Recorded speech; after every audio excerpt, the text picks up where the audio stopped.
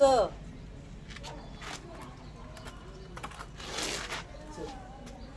ఏంటిది నీ సంగతి? ఏం సంగతి పిల్లని తెచ్చుకోవా? అంటే అట్టి చెప్పించాడు అని చెప్పని మన కెమెరా చెప్తున్నావు. చెప్తున్నా, అందుకే చెప్తున్నా. మరి నా మాట ఇంటలేవు కదా, నా మాట ఇంటలేవా, అన్నమ్మల మాట ఇంటలేవా? మరి వాళ్ళ ముందర చెప్తానా, వాళ్ళు చెప్తానా ఇంటవు. మరి అంటే ఇప్పుడు నేను లేకపోతే వాళ్ళ కామెంట్లు వచ్చినాక నేను మరి అనుకున్న కామెంట్లు ఎత్తితే అట్లా అదే పనులు నాకు తెలిసిందే. పోయి 2 నెలలు అవుతుంది. షరతు కడితే నడుతుందా చెప్పు? షరతు కడితే నడుతుందా? భార్య భర్తలు అన్న కాడ ఇప్పుడు ఎవరు షరతు కడుతున్నారు? నేను కడుతున్నాను షరతు. పోయి తోలుకొచ్చుకో. అది అట్లనే ఉంటుంది, బట్టి ఉంటే ఎట్లా?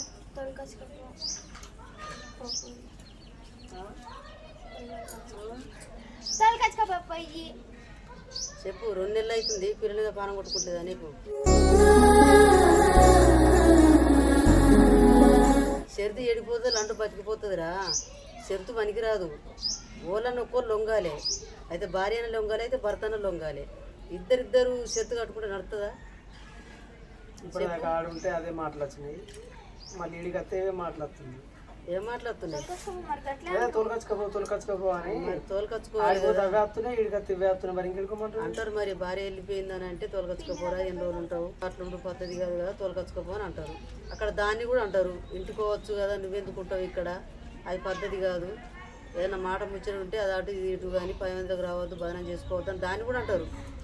నిన్ను ఒక్కదనే కాదు, అర్థం చేసుకో. మనమ్మ ఫోన్ అంటే ఎట్లా మరి? ఇగో నేను కొట్టి తిట్టి ఇష్టం లెక్కలు మాట్లాడి చేసి పంపిస్తేనేమో మీరు అన్నట్టు ఆ మాటలు అంటే నడుతుంది. అరే కరెక్టే కదా, నాదే తప్పు ఉంది, నేనే ఓడిచి చెత్తి కరెక్ట్ కాదు ఇది అని చెప్పని పోయి తీసుకొని వస్తాను. అది కొట్టింది కాదు, చేసింది కాదు, కథ కాదు. రసీదు ఎందుకు పోయిందో నీకు తెలుసు, కానీ నేనేం చెప్పలేను అలా. దానికి కొద్దిగా ఆవేశం మీదే వేయింది. ఆవేశం ఇదేంది, ఈ ఇళ్ళ పంట దిగుడేంది, కథ ఏంది, లెక్కేంది, ఒక ఇల్లు అంటూ లేకపోయే, ఒక జాగా అంటూ లేకపోయే, ఇట్లేంది అట్లేందని అది అర్థం చేసుకోకుండా వేయింది. కానీ లెక్కగా అయితే అర్థం చేసుకోవాలి. ఇల్లు లేకపోయినా, జాగా లేకపోయినా నా భర్త, అయ్యో ఈ సర్దుకొని బతకాలి, మరి ఇయ్యాల లేకపోయినా రేపు వస్తుంది కదా అని ఓపిక పట్టుకుంటే చాలా మంచిగా ఉండేది. అది ఓపిక పట్టుకోలేక వెళ్ళిపోయింది. అంటారా ఎవరిని అనేది వాళ్ళని అంటారు. అది అట్లనే అనుకొని ఉండని రావచ్చు కదా, రావచ్చు కదా, ఇక రావచ్చు అని అంటే ఇక దానికి ఇప్పుడు నేను పోయి కొన్ని రోజులు దగ్గర ఇప్పుడు ఏం లేకుండా నెల 25 రోజులు 22 రోజులు అయితే కావచ్చు. ఇప్పుడు అది కొడితే పోలేను, నేను తిడితే పోలేను, నాకు ఏ టార్చర్ లేదు, నేను ఏదో కోపం మీద ఇల్లు జాగలేదని వచ్చి ఇక్కడ పడిపోయింది. మళ్ళీ నేను లొంగిపోతే సులకనైపోతా, ఇట్లా పోతే ఎట్లుంటుంది అని అది కొంచెం మంకేసం వేసింది. సరే నువ్వు అట్లా పోతే చులకనైపోతా అని అట్లా కూడా అనుకోవచ్చు మాట. ఆయన ఎవరి దగ్గర చులకన? భర్త దగ్గర చులకన అట్లా ఉండొద్దు అని చెప్తున్నా. అదే అంటున్నా నేను. షరతు అంటే అదే అంటున్నా. షరతు అంటే అదే. షరతు ఎడిపోతుంది, లంటూ బతికిపోతుంది అన్న చూడు. షరతు అంటే అదే.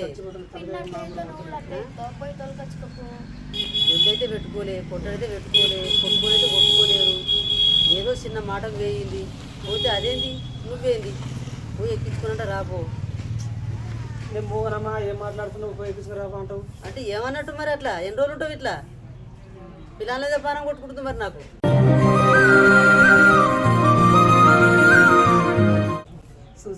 కుమరస్వామి మీద కొట్టుకుంటుంది, చాంద్రమ్మ మీద కొట్టుకుంటుంది పానం మరి. మీ వల్ల మా పిల్లల దూరం చెప్తురేది. పోయి ఎక్కించుకొని రాపో. అది మళ్ళా అది ఏమన్నా లొల్లి మీద పోతేనేమో లొల్లి మీద పోయింది, దాన్ని దోలకొచ్చుకోవద్దని అనుకోవచ్చు. అది ఒకటి ఏదో దానికి ఆవేశం తట్టుకోలేక వెళ్ళిపోయింది, అంతేగాని అది నీ కోపంగా తాపప్పుడు అర్థం చేసుకొని ఎట్లా వచ్చినా కదా, ఏదో ఇక కోపంలో ఆవేశంలో ఎట్లా వచ్చేసిన నేను. మరి ఆలోచించుకుని ఇయ్య కాకుండా రేపన్నా అవుతుంది కదా మాకు, ఎందుకు మరి ఇది మరి అన్నిట్లలో ఆయన అయితే కరెక్ట్ ఉంటూనే ఉండే. ఇలా కూడా మరి తక్కువ లేడు పాపం. ఆయన కష్టపడబట్టి ఏదో మరి ఇష్టముడు తాగుతూ ఇష్టముడు ఎత్తుండు, కొంపని తాగని తెస్తుండు, ఒక భూమి లేదు, జాగ లేదు. నువ్వు తాగి తాగని తెస్తే మనం ఏడ భూమి కొంటాం, ఏడ జాగ కొందాం, ఏడిల్లు కొందాం అంటే ఒక తీరు నడుతుంది. నేను కష్టపడబట్టి ఇంకేం చేయమంటావు చెప్పు. ఇప్పుడు బయటకు పోయినా గదే 10-15 వేలు మిగులుతాయి, ఈ 7 వేలు కూడా గదే 10-15 వేలు మిగులుతుంది. కాకపోతే ఖర్చులు ఎక్కువ ఉన్నాయి. ఏం చేయమంటారు? నెల ఖర్చులు పోగా ఇంకా 500 1000 రూపాయలు మిగిలితే అవి కూడా ఉంటుంటే లేకపోతే లేదు. నేనైతే వాళ్ళనైతే ఖర్చు చూసుకోలేనా గద కుడుచుకోమని ఇంకా ఇంకా కావాలన్నా భూమి కావాలి అవి కావాలంటే దొంగతనం చేయమంటావా? వచ్చేపు దొంగతనం చేయమంటావా? లేకపోతే బ్యాంకులలో వెళ్ళినా కూర్చొని రమ్మంటావా? మరి ఏమన్నా బ్యాంకులో పోయి దొంగతనం చేస్తే గాడి దొంగతనం గిడి దొంగతనం చేస్తే తొక్కుంటారా? పండుగ తొక్కుతారు. ఆ తొక్కుడు అద్దనే కదా, ఆ తొక్కుడతో ఆ పేరు అద్దనే కదా. మరి నువ్వైతే నిజాయితీ ఉంటున్నావు కట్టాను కొడుకుంటుంది అంటే దూరం ఉంటారా? ఎప్పటికీ దూరం ఉంటారా? ఎప్పటికి దూరం విడిపోతారా? అదంతే తలకనొస్తుందని పట్టుకుంటావు. దేనికి టెన్షన్ అది? తోలుకొని రా. అది పిల్లల టెన్షన్ అది. ఇది ఒక సందొరికింది నాకు తెలియదా మరి?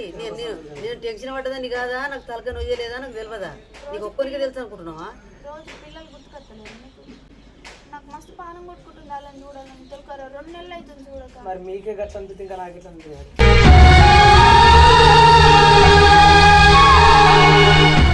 నువ్వు రోజు అంటున్నావు కానీ అట్లయినా కానీ కూడా ఫోన్ ఉండదు. ఎన్ని సంవత్సరాలు ఉంటుందో ఉండదు. నేను పోయి తొలకరా అన్న.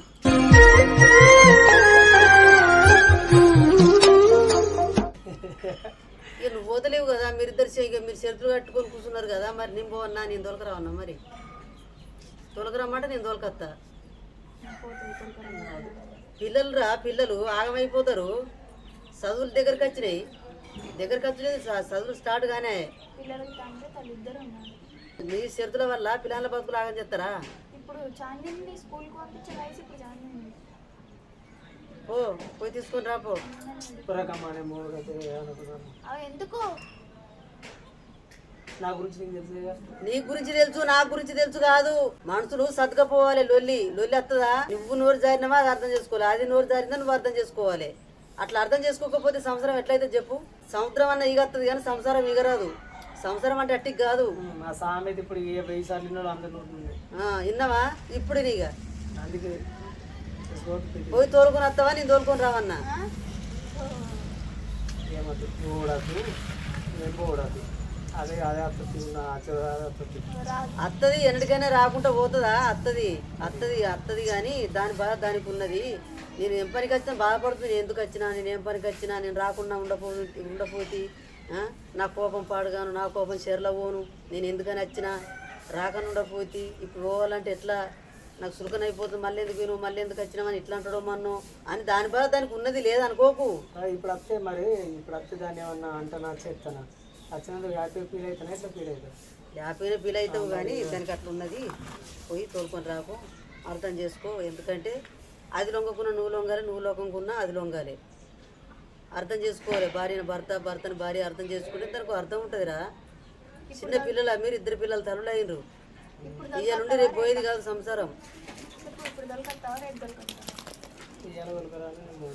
అరే ఏమంటున్నా నేను? అగో అమ్మ నేను పోనమ్మా. నాకు ఇంకా ఈనాలే అంటున్నా. మాట చెప్తున్నా కదా, ఇక్కడ అమ్మ చెప్తుంది కదా. ఇంకెవరు చెప్తుంటావు నువ్వు? ఇంకెవరు చెప్తుంటావు? చెప్పేది నేనా? ఇంకెవరైనా చెప్తారా నీకు? మరి నా మాట నాకు నన్ను మంది మాట్లాడి నేను మరి అనాలే. మరి ఇజ్జ తీసుకుంటారు కదా మీరు. మరి చెప్పినప్పుడు వినాలే. పొమ్మంటే పోవాలి అంతే. పిల్లల మీద పానం కొట్టుకుంటుంది, పిల్లలు ఆగమవుతారు. చదువు ఉన్నది. పిల్లల మీద పానం కొట్టుకుంటుందని చెప్పని నేను ఎట్లా పోయి తీసుకురావాలి ఒకసారి?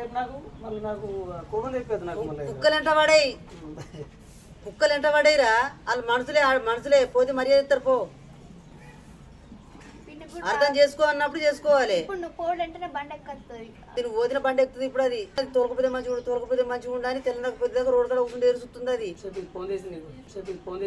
తెలుసు నాకు. నేను గట్ల చేసిండ్రా? నీకు అట్లా చేసిన అట్లా లేరు. చాలా తేడు ఉంది. చిన్నదానికి కూడా పెద్దదానికి కూడా, చిన్న గొడవైనా కూడా పెద్ద గొడవైనా కూడా. ఇప్పుడు ఈ లెక్కలు బట్టి చూస్తుంటే నాకు అది చిత్రం అనిపిస్తుంది. మా కాలం అట్లా లేదని. ఇల్లే కాదు, మీరు కూడా అర్థం చేసుకోరి. పోవద్దు. భర్తను పట్టుకుని బతకాలి. 100 ఏళ్ళు జీవించాలి. ఒక్క మాట అంటాడా సతకపోవాలి. 10 మందిని పెట్టి బదనం చేయొద్దు. భర్తని భార్యను కూడా బదనం చేసుకోవద్దు. ఇద్దరిద్దరు అర్థం చేసుకొని బతితేనే మంచిది. ఇంటి ఇళ్ళమైతే బయట భాగవతం అవుతుంది. ఇంట్లో లొల్లి పెట్టుకున్నారా 50 మంది సినిమా వేసినట్టు చూస్తారు. అది మీకు తెలుసు, మాకు తెలుసు.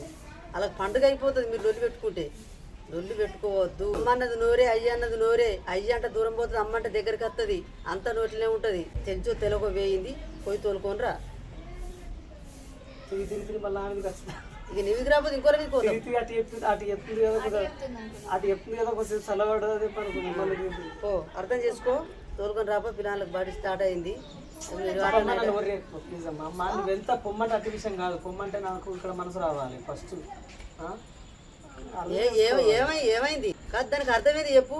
పొమ్మంటే పో, లేకపోతే నేను పోవన్నా.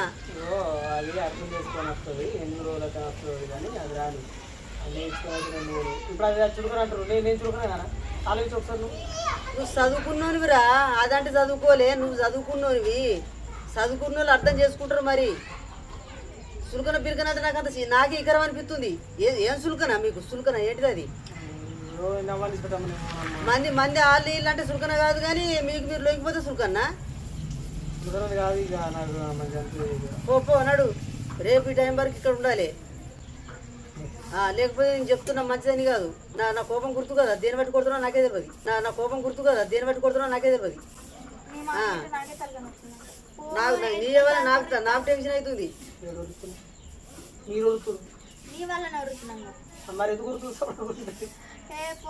అత్తయ్య భార్య భర్తనక లొల్లి అత్తయ్య. చెట్లకు అత్తయ్య కట్టారు, గుట్లకు అత్తయ్య కట్టారు. ఎవరికి అత్తయ్య? మనుషులకు అత్తయ్య. అన్ని భరించుకోవాలి. లొల్లులకు అత్తయ్య, మనుషులకు అత్తయ్య. భరించుకోవాలి. లొల్లు రానో ఎవరైనా ఉన్నారా ప్రపంచం మీద? సైలెంట్గా బతికిన వాళ్ళు ఉన్నారా? ఇగో ఇప్పుడు రజిత్ ఏంటంటే భూమి లేదు, ఇల్లు లేదని చెప్పని వెళ్ళిపోయి. అంటే దాని మనసులో ఏంటంటే ఒకటి అనేది పడ్డది మైండ్ అయ్యి లేదు అని పడిపోయింది. ఇప్పుడు ఒకవేళ వచ్చినా కానీ కూడా అక్కడ ఏమైతే తెలుసా, మళ్ళీ ఆ మైండ్లోకి వెళ్ళి కూడా అనుకుంది ఎట్లా లేదు కదా, ఏం చేయాలి అని చెప్పని మెల్లమెల్లగా గొడవలు స్టార్ట్ అవుతాయి. వాళ్ళు ఇప్పుడు మొట్టమొదటి ఇప్పుడు స్టార్ట్. మళ్ళీ ఏంటంటే అదే ఉండి చిన్న కడ గొడవలు స్టార్ట్ అయితేనే ఉంది. ఇప్పుడు ఆయన ఇచ్చుకుని ఆయన అర్థం చేసుకొని వస్తుంది చూసినా, అప్పుడు ఏంటంటే ఆమె మైండ్ అనేది కొంచెం అన్ని వెలిగిపోయి వస్తుంది. మనం పోతే మనం పోయి బలవంతం చేసి తీసుకొచ్చినట్టు అవుతుంది. ఇప్పుడు రజిత అయితే ఒకటి ఏంటంటే తప్పని అంటేనే ప్రతి ఆడపిల్లకైతే ఆశ ఉంటుంది. నేను ఆడట్లేదు, ఇల్లు ఉండాలి, భూమి ఉండాలని చెప్పిన ప్రతి ఒక్కరికి ఆశ ఉంటుంది. అట్లా అని చెప్పి ఇప్పుడు సడన్గా రమ్మంటే ఇళ్ళకెళ్ళి వస్తుంది. అసలు విషయం చెప్పాలంటే ఇప్పుడు ఏం లేకుండా ఇప్పుడు ఎంత ఆస్తి ఉందో తెలుసా నాకు? 50-60 లక్షలకు ఉంటుంది ఇప్పటికి. నేను ఇంకా ఎక్కువ నుండి కావచ్చు, తక్కువ అయితే ఉండకపోదు. కానీ చెప్పిన మీకు ఎన్నోసార్లు చెప్పిన, మా నాన్న వేసిన అప్పుల వల్లనే మా బతుకు వీడికి వచ్చినాయి అంతే. ఇంత చిన్న వయసులో కూడా నేను గన్ని లక్షలు అప్పు తెంపుకున్నా అంటే ఒకసారి మీరు అర్థం చేసుకోండి. దగ్గర ఏం లేకుండా కానీ 20 లక్షలు 25 లక్షల అప్పు మిత్రులు అవన్నీ లెక్క ఎత్తుకుంటే చెప్తున్నా. నేను గన్ని లక్షల అప్పు తెంపుకొని గీడి దాకా వచ్చి మరి భార్య మీద వేసిందా? నేను అప్పు అంతా మీరు వేసుకొని ఇష్టం ఉన్నది అప్పటికప్పు అయితే నేను చేసుకుని రాలే కదా. అప్పు అయితే తెంపుకుండా వచ్చి పోరాడి మరి అప్పు లేకుండా చేసుకున్నా. ఇప్పుడు జాగా భూమి కావాలంటే అవిటి కూడా ఇప్పుడు సంపాదించుకోలేదు నేనైతే. మరి నేనైతే కష్టపడుతున్నా కదా.